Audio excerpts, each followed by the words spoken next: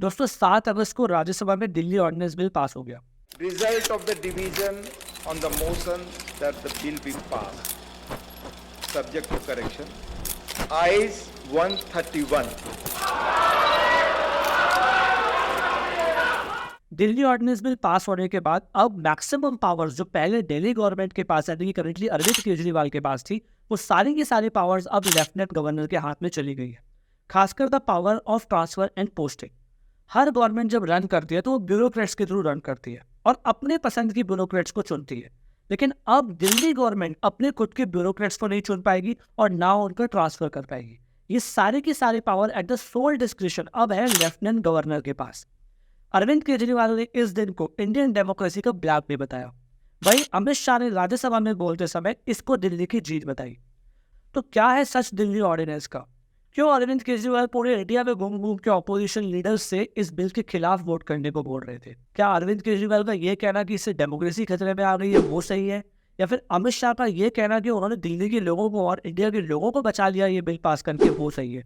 हम सब कुछ जानेंगे इस वीडियो में। तो दोस्तों दिल्ली ऑर्डिनेंस बिल की कहानी है बहुत इंटरेस्टिंग। अगर आपको दिल्ली ऑर्डिनेंस बिल के बारे में जानना है तो आपको आज से 20 साल पीछे जाना पड़ेगा। आज से 20 साल पहले दिल्ली में बीजेपी की गवर्नमेंट थी। मदन लाल खुराना चीफ मिनिस्टर थे और उन्होंने पहली बार दिल्ली को कंप्लीट स्टेटहुड देने की मांग उठाई उस समय की सेंट्रल गवर्नमेंट से। उस समय बीजेपी की गवर्नमेंट सेंट्रल में नहीं थी, इसीलिए उनकी मांग पे किसी ने ज्यादा ध्यान नहीं दिया। अब थोड़ा सा फास्ट फॉरवर्ड करते हैं। 2013 तक दिल्ली में कांग्रेस की सरकार रहती है। शीला दीक्षित चीफ मिनिस्टर रहती हैं और सेंटर में भी कांग्रेस की सरकार रहती है।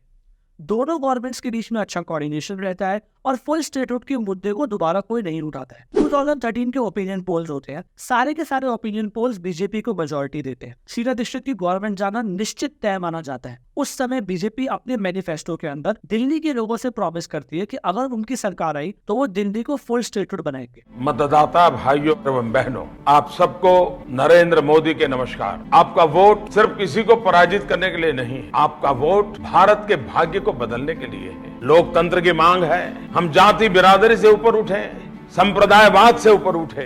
फुल स्टेटहुड होता क्या है दोस्तों? देखिए दोस्तों, दिल्ली एक यूनियन टेरिटरी है। इसके अंदर एक दिल्ली की चुनी हुई सरकार है और एक सेंट्रल गवर्नमेंट का चुना हुआ लेफ्टिनेंट गवर्नर है।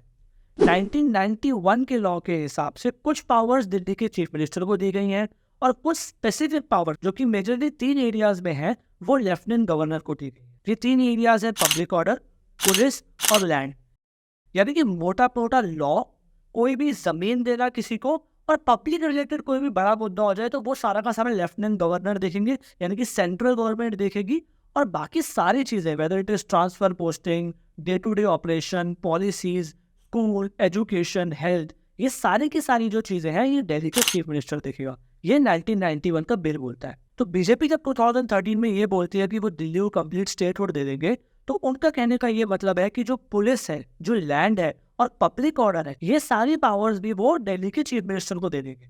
क्योंकि दिल्ली के चीफ मिनिस्टर को लोग चुनते हैं, तो दिल्ली का लॉ एंड ऑर्डर कैसा होना चाहिए, दिल्ली में लैंड किसको मिलना चाहिए, किसको नहीं मिलना चाहिए, ये सारी पावर भी दिल्ली के चीफ मिनिस्टर के पास होनी चाहिए। बट 2013 का इलेक्शन होता है और सारे ओपिनियन पोल्स को डिफाई करते हुए पहली बार चुनाव लड़ रही आम आदमी पार्टी अरविंद केजरीवाल के नेतृत्व में कांग्रेस के साथ मिलकर सरकार बना लेती है।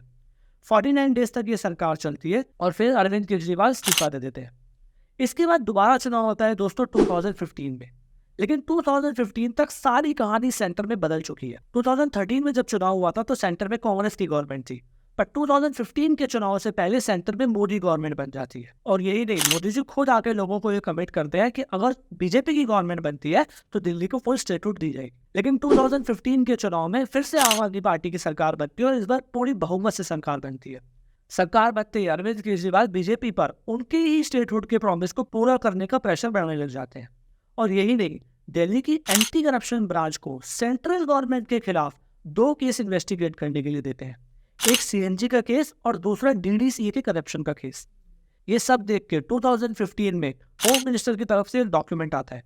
ये डॉक्यूमेंट ये बोलता है कि दिल्ली का हेड लेफ्टिनेंट गवर्नर है। सिर्फ पब्लिक ऑर्डर, लॉ और लैंड में ही नहीं बल्कि सब मेजर चीजों का डिसीजन लेफ्टिनेंट गवर्नर के हाथ में है। और साथ ही साथ एंटी करप्शन ब्यूरो द्वारा चलाए जा रहे दोनों केसेस को रद्द कर देता है।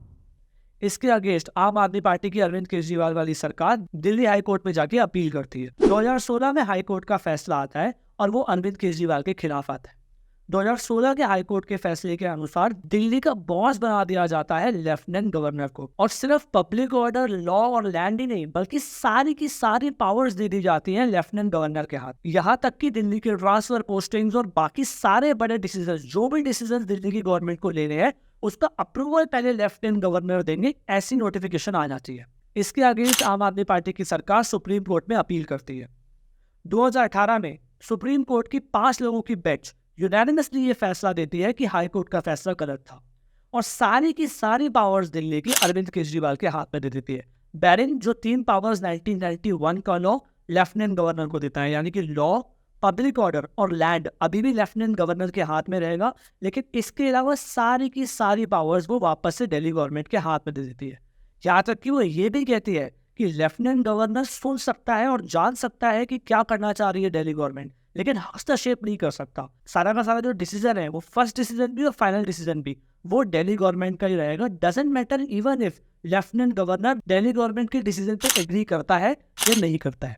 पर इसके एडिशन में जो ट्रांसफर पोस्टिंग वाली चीज है उस पर कोई भी फैसला नहीं देता है सुप्रीम कोर्ट, और 2 लोगों की एक बेंच बनाता है और उनको ट्रांसफर पोस्टिंग पे फैसला करने के लिए एडवाइस करता है। 2019 में ये 2 लोगों की बेंच एक डिवाइडेड फैसला देती है, यानी कि एक जज फैसला करता है दिल्ली गवर्नमेंट के फेवर में और एक जज फैसला करता है लेफ्टिनेंट गवर्नर के फेवर में। यानी कि एक जज ये कहता है कि सारी ट्रांसफर पोस्टिंग्स होनी चाहिए दिल्ली गवर्नमेंट के पास, और दूसरा जज ये कहता है कि सारी की सारी पोस्टिंग्स होनी चाहिए लेफ्टिनेंट गवर्नर के पास। क्योंकि डिवाइडेड फैसला आता है तो इस चीज का फायदा उठाकर बीजेपी की सेंट्रल गवर्नमेंट सुप्रीम कोर्ट को दोबारा से अपने पूरे ऑर्डर को रिवाइव करने के लिए और एनालाइज करने के लिए बोलती है। अब फास्ट फॉरवर्ड करते हैं 4 साल दोस्तों। मई 11, 2023 सुप्रीम कोर्ट का एक और फैसला आता है और फैसला वापस से अरविंद केजरीवाल सरकार के पक्ष में आता है। वो सारे की सारी ट्रांसफर पोस्टिंग्स भी अरविंद केजरीवाल के हाथ में दे देते हैं।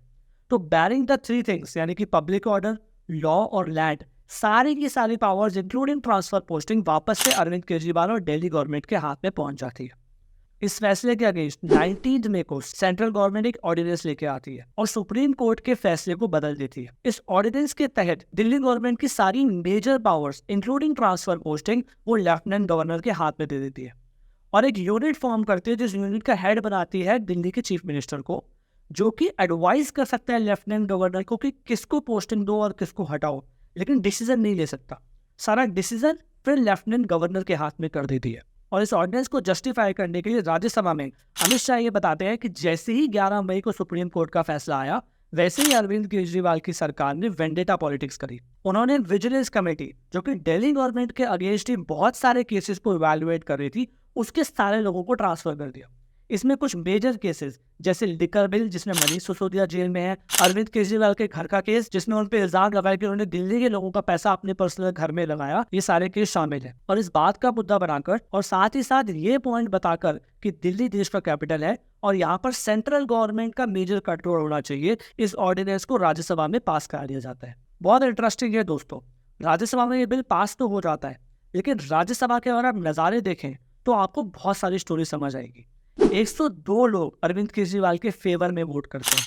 अलग अलग ऑपोजिशन पार्टीज अरविंद केजरीवाल के फेवर में बयान देती हैं।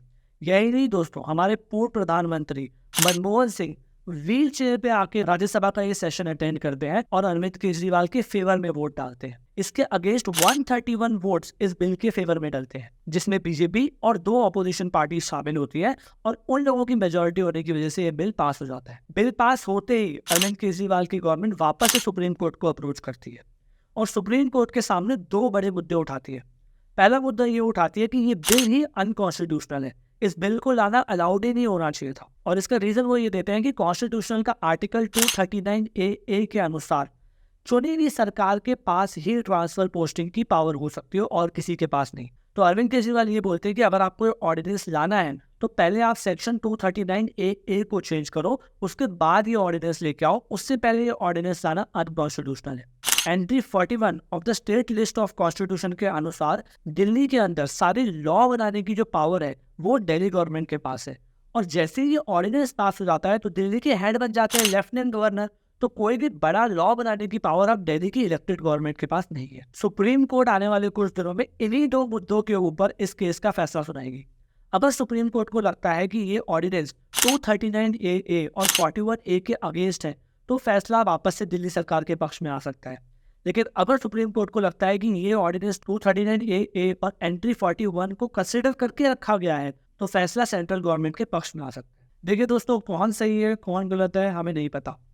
क्या पावर्स चीफ मिनिस्टर के हाथ में होनी चाहिए, क्या मेजर पावर सेंट्रल गवर्नमेंट के हाथ में होनी चाहिए, लेकिन एक बात बिल्कुल क्लियर है, ये सब हो पॉलिटिक्स की वजह से ही रहा है। इसमें फर्स्ट कौन रहा है? इसमें फर्स्ट हम और आप जैसे लोग ही रहे हैं।